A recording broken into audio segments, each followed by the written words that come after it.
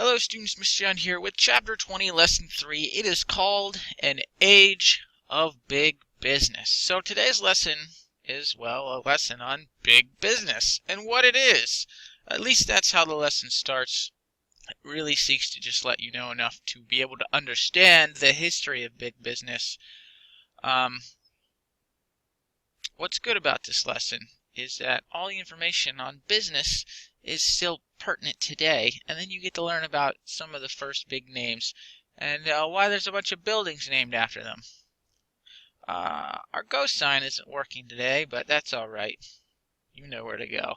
Alright, hey, we're about to learn about a bunch of dudes who got insanely rich. How'd they do it? Well, they were ambitious, sometimes cutthroat, and had access to resources and the freedom to thrive. For example, no one really cared about the oil quite literally seeping out of the ground in western Pennsylvania. Edwin L. Drake cared. Sorry, his name is Drake. Edwin L. Drake cared, and even though people said he was crazy, he dug wells looking for more oil. In 1859, he dug his first well in Titusville, PA. Little did he know that he would blaze the trail for the multi-million-dollar oil industry. Now pretty much oil and energy is where it's at now, and it's 2017. Alright, let's talk about the factors of production. So in the late 1800s, transportation technology, normal technology, and vast natural resources continued to push the United States away from agriculture and towards industry. Among these resources that facilitated this change were the factors of production. So the factors of production are land, labor, and capital. This is like real economics 101 stuff. So what land, labor, and capital are the key to pretty much economy. So what are the factors of production? Well, land means not only physically the land, but what is on the land. So part of land could be property, it could be coal, it could be gold, it could be oil, natural gas, the very air we breathe. These are all part of land. Labor is basically people that do work. That's pretty much the simplest terms of labor. And capital is not only money, but like the machinery that does the work. So part of the capital of, say, Palks, the school here, would be all our computers and like the iPad they gave me floating back here, my telephone. That's all part of their capital. It's the machinery and money used to basically make it work. So that's land, labor, and capital. So the USA had plenty of land, labor, and capital. Not only the physical space of land, but natural resources like fossil fuels, metals, timber, coal, things like that, even water power. The population had more than doubled between 1960 and 1900, so there's your labor, and then there's capital, which is machinery and technology. All of this was on the rise, as well as disposable income needed to create more factories and more wealth. So the U.S. had these factors of production, and lots of it. Lots of land, labor, and capital.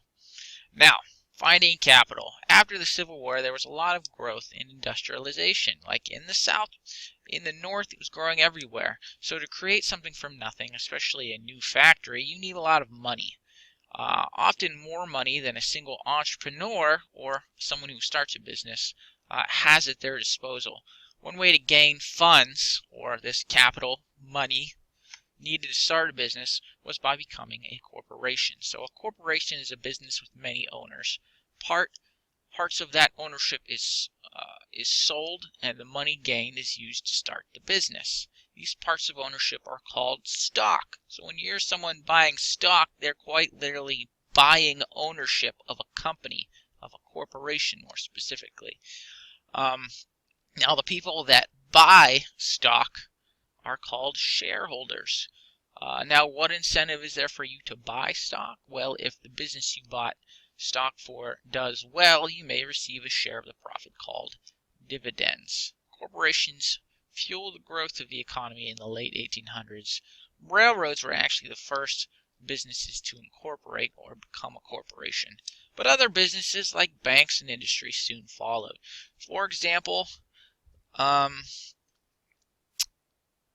if I want to start a new business, let's use an old one, Magic Moo Juice. Remember my magical milk that doesn't make your cereal soggy, but I don't have the money to set up the factory to make the Magic Moo Juice. I might incorporate. Now maybe I'm already making Magic Moo Juice in my garage, but I want to build a real factory.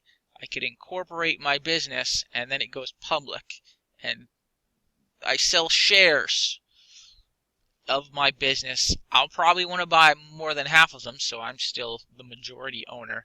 But then other people say, I think Magic Moo Juice is going to do well. They buy stock or these parts of ownership, and now they are shareholders in Magic Moo Juice. And then I use that money. I build the Magic Moo Juice factory here in Pittsburgh, Pennsylvania. And let's say it does really, really well. Part of those profits are distributed to the shareholders via the dividends. Generally, you get dividends per piece of ownership you have. So if you own 100 shares of stock, you get more than dividends than, say, someone who owns 10 shares of stock. And that's the simplest form of stocks and the stock market. The whole stock market is all these companies that are corporations and parts of their ownership. So that's Stock 101. Let's move away from the science of business and move more into specific guys. So the growth of steel and oil. When Edwin Drake struck oil in 1859, he started an oil rush, much like a gold rush. So people rushed western PA and then West Virginia to basically drill for oil. Towns like Oil City were founded. You can drive through Oil City when I go to camp. John D. Rockefeller and 4 partners built an oil refinery in Ohio. The refinery takes the crude oil out of the ground and then processes it into something you can use, like maybe the oil that you burn in a lamp, or the oil that you use to lubricate machinery. You can't just take oil from the ground and use it. It has to be refined and processed. So that's what oil refineries do. And that's what he did. He made an oil refinery. A little bit later, 1870, Rockefeller organizes his company, his oil refinery company, the Standard Oil Company, and he basically sets out to dominate the oil industry, which he does. He did this by what is called horizontal integration. So horizontal line goes like this. Vertical line goes up and down. Where's my camera? There we are. Up and down. Horizontal goes this way. So he used horizontal integration. This is fancy talk, meaning he took over control by some means all of his competitors in the oil refining business. He pressured customers not to do business with other refineries. He managed to get good rates from the railroad. In 1882, he formed a trust, which means he had the same small group of people called a board of trustees managing multiple companies / corporations. Standard Oil purchased stock in other oil companies, therefore having partial ownership of them. In this way, Rockefeller was able to create a monopoly on the oil refining industry. A monopoly means, well, total control of an industry. So if I owned, say, all the milk companies, then I would have a monopoly on milk. So yeah, it's called horizontal integration. He owns all the oil refineries. He doesn't own the drills. He doesn't own gas stations or whatever. He owns just the refineries. But because all oil has to go through the refining process, that means he had a significant portion of the basically oil industry to himself. Alright, so that is Rockefeller and his Standard Oil Company. Now, moving to steel, the steel industry boomed in this era. We already mentioned that steel was needed for train track. It's also needed for bridges and other manufacturing type things. Construction projects. 2 new processes, the Bessemer process and the open hearth process, made strong and affordable steel easy to manufacture. As a result, steel mills opened up in places like Cleveland, Chicago, Birmingham, Alabama, and Pittsburgh, Pennsylvania, became the center of steel production in the nation. Here's Homestead in Pittsburgh, 1910. It's houses and steel mills. Now, Andrew Carnegie became a Goliath of the steel industry. He was the son of a Scottish immigrant. Carnegie actually started working for a railroad, Pennsylvania Railroad, as a telegraph operator, and over a course of some years, he worked himself all the way up to manager of the Pennsylvania Railroad. He basically, so he's in this powerful position and decides steel is where it's at. There's a huge market for steel, so he opens up a steel mill in Pittsburgh.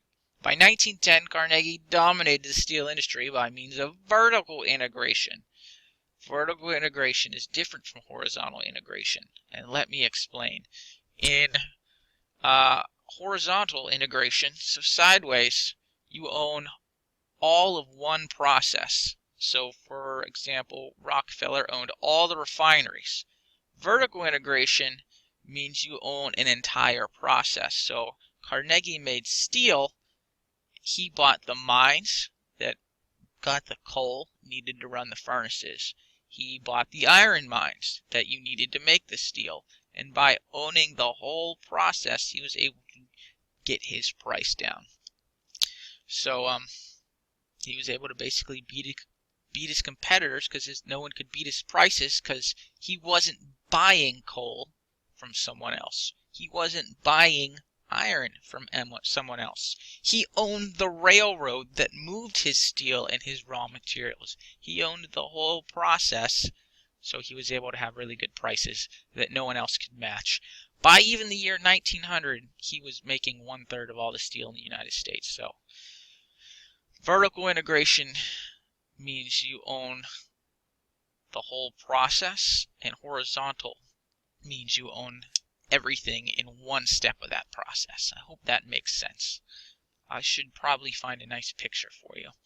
Alright, millionaires and philanthropists. So guys like Rockefeller and Carnegie had so much money that they started to spend it on public projects for the good of the people in general. The reasons are varied, but some really thought it was a moral obligation to use their wealth to help people out. They founded schools, libraries, theaters, all kinds of things. Carnegie donated, for example, $350 million to various organizations. Carnegie Hall in New York City was paid for by, Andrew Carnegie. Rockefeller had libraries built, as well as the University of Chicago and the Rockefeller Institute for Medical Research. So good things happened, good things. Now, towards the end of the 1800s, corporations were becoming immensely powerful. In New Jersey, they actually facilitated the growth of monopolies by allowing holding companies. A holding company gains power over multiple corporations by buying stocks in those corporations. It's parts ownership. And then you have a say in controlling them. The problem with one company cornering a market and having a monopoly is that with no competition, there's no real reason for them to improve their product, and they can pretty much charge what they want. If I had a monopoly in the milk industry and you can only buy milk from Mr. Yund, I could charge you whatever you want because there's nowhere else for you to go to buy it. So monopolies generally are considered to be bad. As a result, in 1890, Congress passed a somewhat famous law called the Sherman Antitrust Act, which made monopolies and trusts illegal. The initial law, however, didn't have a lot of teeth. It's not very easy to enforce, and it did little to curb the corporations. So that's it. The quiz is your standard 10-point 5-question multiple choice quiz. Little political cartoon here, standard oil can, gobbling up all kinds of things. That's it. If you have any questions, please let me know. There could be some confusion between vertical and horizontal integration. Where are we at on time? Let's see if we have a good... Oh, come on, interwebs.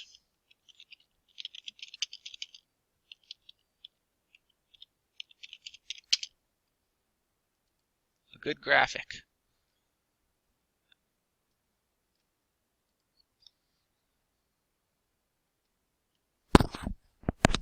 Alright. There's a good one. See, vertical integration. You own the slaughterhouse, and the cattle, and the rail cars, and the warehouses, and the meat packing plants, and the delivery wagons, all of it. You own that whole process, whereas with horizontal integration, you own all the refineries. You don't own the mines, there's the drills, or the trucks, but you own every refinery, so everyone has to go through you. So that's a good example. I'm going to slap that in a lesson. Alright, have a good one.